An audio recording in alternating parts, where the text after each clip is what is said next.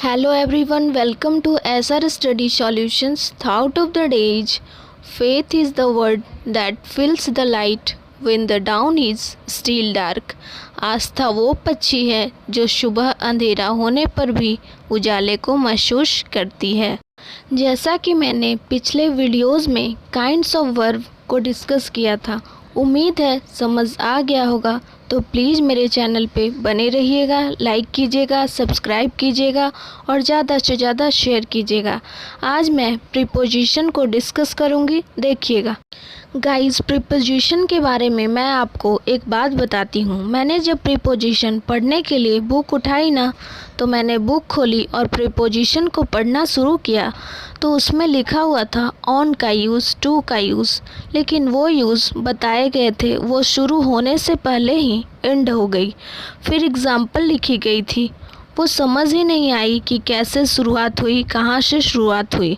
तो मुझे बहुत दिक्कत आई थी। वो दिक्कत मैं आपको नहीं आने दूंगी। आज की इस वीडियो में मैं आपको सारे प्रीपोजिशन को फुली डिस्कस करूंगी, कॉन्सेंट्रेट कीजिएगा।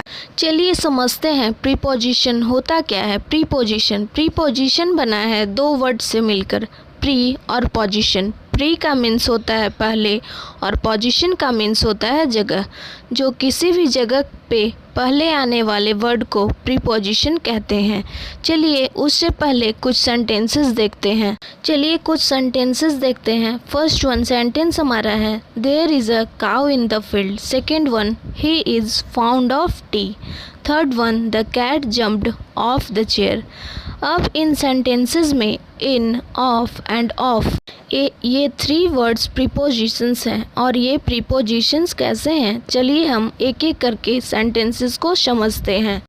फर्स्ट वन सेंटेंस हमारा है, there is a cow in the field. In this sentence word in used as a preposition. इस सेंटेंस में इन प्रीपोजिशन है और प्रीपोजिशन से जो पहले वर्ड है काउ, वो एक नाउन है और प्रीपोजिशन से बाद यूज़ होने वाले वर्ड हैं द फील्ड, वो एक नाउन है। तो काउ और द फील्ड दोनों नाउन है और नाउन्स के बीच में जो वर्ड यूज़ हो रहे हैं इन, वो एक प्रीपोजिशन है। तो इससे पता लग रहा है कि प्रीपोजिशन वो वर्ड है, वो काउ और द फील्ड दोनों को ज्वाइन कर रहा है, दोनों का रिलेशनशिप बता रहा है कि काउ फील्ड में है। इन मीन्स में show there is a relation between cow and the field which is shown by the word in. So in is a preposition. First sentence को जो मैंने समझाने की कोशिश की, उम्मीद है समझ आ गया होगा। तो चलिए अब देखते हैं सेकेंड सेंटेंस को। सेकेंड वन है, he is found of tea. In this sentence word of is used as a preposition.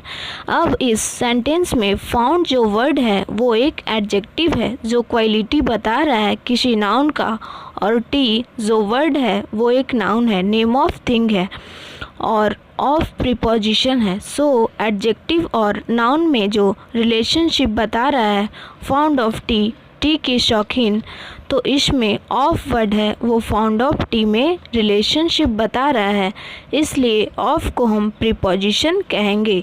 Show in this sentence word of is used as a preposition.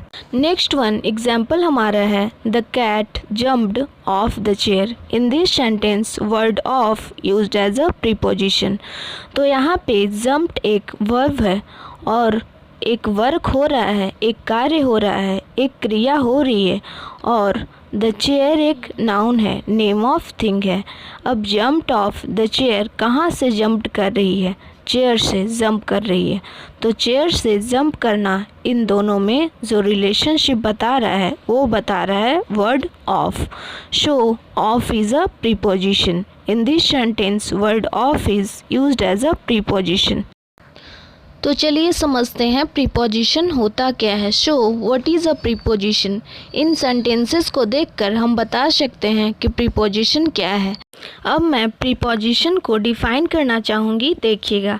A preposition is a word used with a noun or a pronoun to show how the person or thing denoted by the noun or pronoun stands in relation to something else.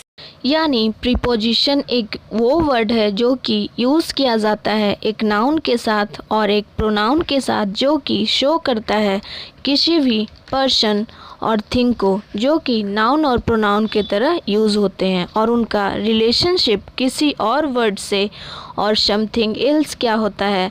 Means जैसे कि हम definition से ही पढ़ चुके हैं, noun or pronoun किसी भी sentence में उसका relation with some other word, means किसी दूसरे वर्ड से सम अदर वर्ड क्या होता है।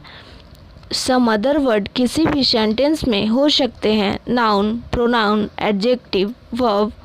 Some other word could be noun, a pronoun or an adjective or a verb, जैसा कि हम पीछे के सेंटेंस में कर चुके हैं।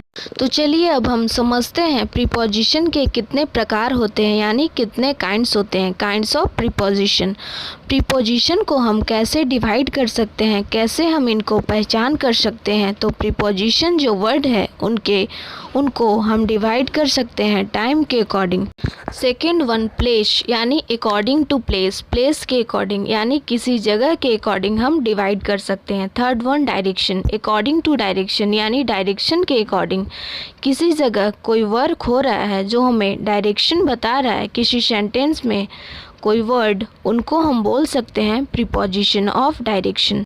तो चलिए गाइज, आज मैंने प्रीपोजिशंस को डिफिनेशंस, एग्जाम्पल्स और टाइप्स को डिस्कस की। उम्मीद है समझ आ गया होगा। तो प्लीज़ मेरे चैनल पे बने रहिएगा, लाइक कीजिएगा, सब्सक्राइब कीजिएगा और ज़्यादा से ज़्यादा शेयर कीजिएगा। Thanks for watching all. अब मैं आज के वीडियो को यहीं पे एंड करती हूँ। मिलूँगी नेक्स्ट टॉपिक डिटेल्स में काइंड्स ऑफ प्रीपोजिशंस के साथ। तब तक के लिए love you all, take care, bye bye.